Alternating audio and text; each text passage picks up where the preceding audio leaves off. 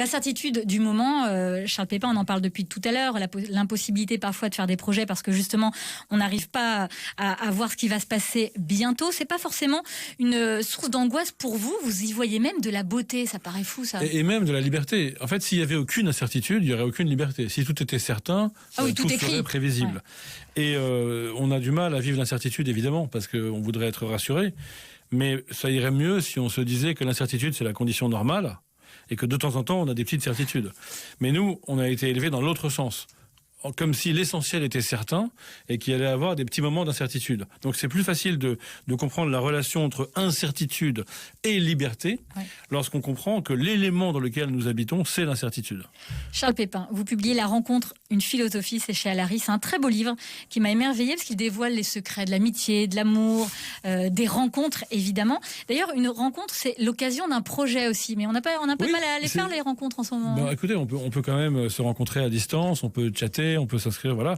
Et puis on peut aussi se rencontrer pendant les heures où on a le droit de travailler. Mais on voit bien que parfois on rencontre quelqu'un et du coup on a envie de se lancer. On pourrait par exemple ne pas avoir envie d'enfant, mais avec telle personne on a envie d'un enfant. Pas avoir envie de faire un groupe de musique, mais avec telle personne on a envie.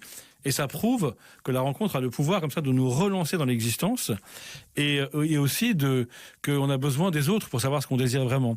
Et ça aussi, c'est important de le comprendre parce que souvent on s'illusionne en disant voilà, moi je sais ce que je désire, je voudrais rencontrer une personne comme ça, de cet âge-là, avec des enfants, pas d'enfants et tout.